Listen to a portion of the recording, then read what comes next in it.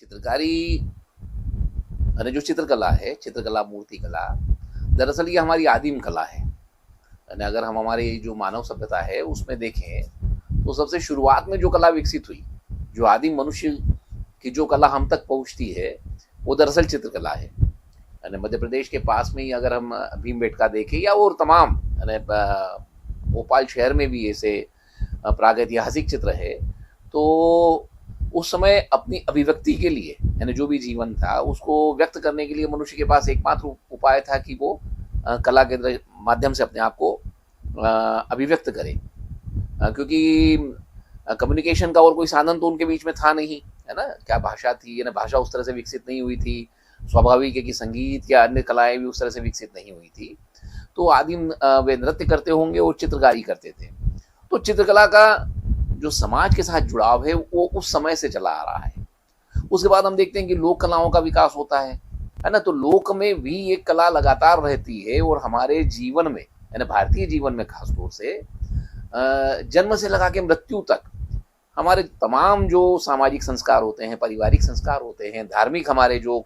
काम होते हैं तमाम तरह के धर्मों में, उसमें सब में चित्रकला यानी क्योंकि चित्रकला अपने आप में एक जीवन के सौंदर्य से भी जुड़ी हुई है, तो वो शामिल होती है।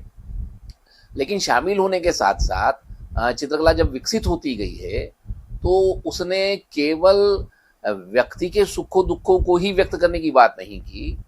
वो यानी जो हमारे सामूहिक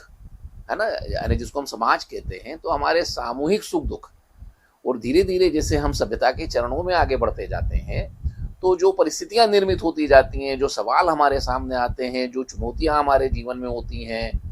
और जीवन को और बेहतर कैसे बना सकते हैं उसके लिए जो हमारे ख्वाब और ख्वाहिशें होती हैं, उनको व्यक्त करने के लिए कलाएं काम आती है। तो चित्रकला का सामाजिक रूप है ना इसी तरह से विकसित होता है और यही चित्रकला का यानी मुझे लगता है कि चित्रकला का यही एक सामाजिक महत्व है कि ये हम लोगों को एक दूसरे से जोड़ने का काम इस तरह से लगातार करती आई है। वर्तमान में खासतौर से दुनिया के स्तर पे भी पिछले लगभग 150-200 वर्षों में जो कलाओं में लगातार परिवर्तन आए है ना, खासतौर से यूरोप में जब रेनेसां आया, उसके बाद से जो कलाओं में परिवर्तन आया, उसमें कलाओं में बहुत सारे आंदोलन आए, कला के आंदोलन आए। लेकिन कला के आंदोलन केवल कला के नहीं थे, यानी वो अपने सामाजिक परिस्थितियों के थे, राजनीतिक परिस्थितियों के थे, जो आर्थिक बदलाव उस समय में हो रहे थे। तो इन सब बदलावों का जो प्रभाव हमारे समाज पे, हमारे मनुष्य पे पड़ता है, वो स्वाभाविक रूप से कलाओं में रिफ्लेक्ट होता था। तो कई दफ़ा ये हुआ है कि जो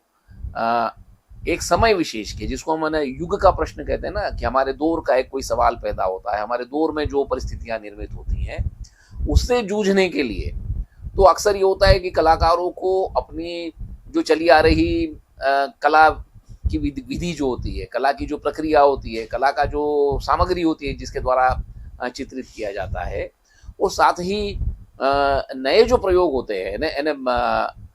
वैज्ञानिक जो उन्नतियां होती हैं, उससे जो नए संसाधन आते हैं रंगों के स्तर पे या कला के फलक के स्तर पे,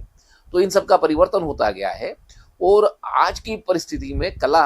यानी महज कागज पे कलम द्वारा बनाने की ही कला नहीं रह गई है। पिछले लगभग 50 वर्षों में इसमें एक व्यापक परिवर्तन हुआ है। जैसे सामाजिक जीवन में हम एक डिजिटल जीवन को देख रहे हैं, आभासी जीवन इससे विकसित हुआ है ना। जो स्मार्टफोन्स आए हैं, इसके द्वारा जो हमारे जीवन में परिवर्तन आया है वो अब कलाओं में भी दिखता है, क्योंकि कलाओं में भी संसाधनों का इस तरह से विकास होता चला गया है, नए नए साधन आ गए हैं। लेकिन उसके बावजूद, नए साधन आने के बावजूद, कला का जो मूल रूप था वो भी बरकरार है। उसमें स्वाभाविक है कि उसकी जो रंग होते हैं, उसकी उपलब्धता, रंगों के नए शेड्स है ना, इस तरह की चीज़ें परिवर्तित हुई। तो ये तो सामग्री के स्तर पे हुआ। और दूसरा, जितना जटिल यह जीवन होता गया है हमारा, क्योंकि हम सब जानते हैं कि पिछले 30-35 वर्षों में जीवन की जटिलता जिस तरह से बढ़ती गई है, हाँ, और जीवन की गति जितनी तेज हो गई है, तो ये जो गति और जो जटिलता है, हमारा जीवन बहुत बहुआयामी हो गया है, परतदार हो गया है। तो इसमें यथार्थ की पहचान बहुत आसान नहीं है कि वास्तविक यथार्थ है ना, वास्तविकता इस समय क्या है।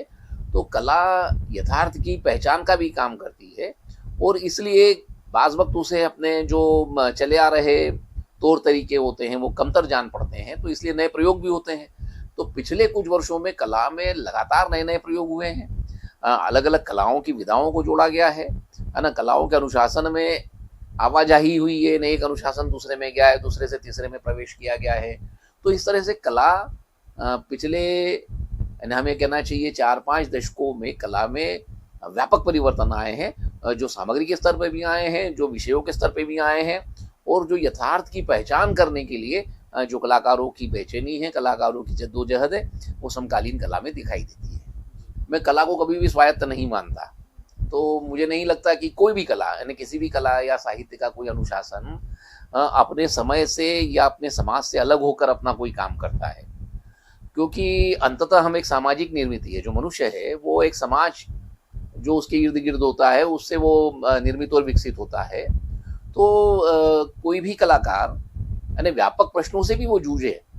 है ना, क्योंकि अमूर्तन का कलाओं में आगमन इसी तरह से हुआ कि बहुत व्यापक परिदृश्य में जुड़ने यानी खास तौर से कि जीवन के आगे जाकर क्या है, जो अध्यात्म के कई प्रश्न हैं वो भी कलाकारों के सामने आते थे। लेकिन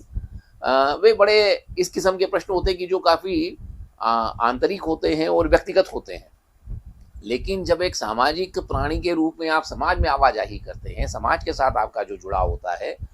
तो उसमें हमेशा कला समाज के साथ जुड़कर ही अपना काम कर सकती है। और जहाँ तक है स्वतंत्रता का मतलब ये है कि कलाकार अपने तरीके से काम कर सके, उसके पास अभिव्यक्ति की एक स्वतंत्रता होना चाहिए, इसका मैं पक्षधर हूँ। और भारतीय परिस्थितियों में जो हमारा संविधान है वो उसकी गारंटी देता है कि आपके पास आप जो महसूस करते हैं उसको अभिव्यक्त करने पे कोई बंदिश न हो। इस रूप में मैं स्वतंत्रता का स्वागत करता हूँ। लेकिन कला क्या अपने समय से और अपने समाज से, अपने समय की राजनीति से, अपने समय के आर्थिक प्रश्नों से, अपने समय के सांस्कृतिक प्रश्नों से अलग थलग होकर कुछ कर सकती है, इसको मैं नहीं मानता। तो मुझे लगता है कि अभिव्यक्ति की स्वतंत्रता कला में होना चाहिए और कला को अपने समय के प्रश्नों से लगातार जूझना चाहिए। देखिए जैसे यात्रा मैंने इस है ना इस शब्द के साथ यानी अगर हम अपने समाज को देखें तो यात्रा हमारे यानी आदिम समय से हम लोग यात्रा करते रहे हैं ना। तो पहले धार्मिक यात्राएं हुआ करती थी, व्यक्तिगत यात्राएं हुआ करती थी, लेकिन सामाजिक यात्राएं भी बहुत हुई हैं, लगातार यात्राएं हुई हैं। और यात्राओं का एक महत्व हमारे जो सामाजिक, राजनीतिक, सांस्कृतिक जीवन में ये रहा है कि लोगों को एकजुट करने के लिए, है ना, अपने समय के वास्तविक जो परिस्थितियां हैं, जो हालात हैं ज़मीन पर, उनका अध्ययन करने के लिए इस तरह की यात्राएं हमेशा ही कारगर हुआ करती हैं। और पहले भी तमाम प्रश्नों को लेकर अगर आप हमारे समय का मैंने खासतौर से आज़ाद भारत का भी अगर हम सामाजिक राजनीतिक इतिहास उठाकर देखें तो लगातार तरह तरह की यात्राएं हुई हैं। तो इसलिए इन यात्राओं का महत्व तो सदैव बना रहता है। और जिस तरह से संविधान यात्रा है इस समय, तो देखिए दरअसल हम लोग का यानी भारत को एक राष्ट्र राज्य के रूप में विकसित होने में भारतीय संविधान का बड़ा महत्व है, क्योंकि ये संविधान ही है जो आपको स्वतंत्रता, समानता, बंधुता और खासतौर से न्याय की गारंटी देता है ना, और हमको कुछ मौलिक अधिकार देता है। तो क्या सचमुच हमारा समाज अपने यानी ज़मीनी स्तर पे हमारे क्योंकि हम सब जानते हैं कि हमारा समाज बहुत उसमें एक गरीब या किन्हीं कारणों से न पढ़ पाने वाली आबादी बहुत ज़्यादा है। तो उन लोगों तक ये मूल्य जो आधुनिक राष्ट्र राज्य बनाने के जो मूल्य है, जो हमारे संविधान की गारंटी में है, जो हमारे हकों के साथ आते हैं, वे वहाँ तक पहुँचे हैं या नहीं। तो कोई भी गारंटी या कोई भी हक तब तक कारगर नहीं हो सकता जब तक कि वो वास्तविक रूप से उसका इम्प्लीमेंटेशन नहीं हो जाता। इसलिए मुझे लगता है कि संविधान लाइव ये यात्रा जो तय की गई है, जिसमें नए जो युवा लोग हैं ये समाज के नीचे तबके तक जाएंगे, ये लोगों से जो वर्तमान परिस्थितियों की बातचीत करेंगे, इन सवालों को निकाल कर लाएंगे, तो निश्चित रूप से इस यात्रा का इस मायने में महत्व है कि हमारे सामने इस यात्रा के साथ यानी इसके जो अंतिम रूप से इसके जो वो आएंगी यानी इसकी जो रिपोर्ट्स आएंगी वो हमको समृद्ध करेगी। देखिए हमको ये भी इस समय में हो रहा है कि वास्तविक प्रश्नों की बजाय हम ना इस समय में काल्पनिक प्रश्न हमारे सामने बहुत फैलाए जा रहे हैं, क्योंकि जो वास्तविक चुनौतियां होती हैं उसको अगर आप राजनीतिक तौर पे हल नहीं कर पाते हैं बहुत बार, तो आप क्या करते हैं कि कुछ ऐसे बनावटी प्रश्न पैदा कर दिए जाते हैं जो आपको तात्कालिक रूप से प्रसन्न कर सकते हैं, है ना, किसी किस्म के गर्व से भर सकते हैं, किंतु जो वास्तविक हमारी उन्नति से, यानी मानवीय रूप से हमारी, सामाजिक रूप से हमारी उन्नति में कोई उसका विकास, यानी उसका कोई योगदान नहीं हुआ करता। तो मुझे लगता है कि जब संविधान यात्रा केवल बातचीत, यानी जो जो संविधान यात्रा के साथ जो युवा नीचे तक जाएंगे, मुझे ऐसा महसूस होता है कि उन लोगों को, यानी समाज के जो हमारे जो नुमाइंदे हैं, जो जिस जनता से हम लोग बातचीत करेंगे, उससे उनकी चुनौतियों के बारे में तो पता करें, लेकिन उन तक वास्तविक रूप से जो एक आधुनिक जीवन के क्या मूल्य हैं, इनको हम इस यात्रा के दौरान कैसे, यानी उनके साथ बातचीत करते हुए उनको बता सकते हैं, इस पर भी बहुत ध्यान दिए जाने की ज़रूरत है। क्योंकि हम जानते हैं कि हमारे पाठ्यक्रमों में भी इसको बहुत व्यवस्थित नहीं रखा जाता, या रखा जाता है तो पढ़ाने के स्तर पे उतना महत्वपूर्ण तरीके से नहीं लिया जाता। तो इस पे भी ध्यान दिए जाने की ज़रूरत है कि हम,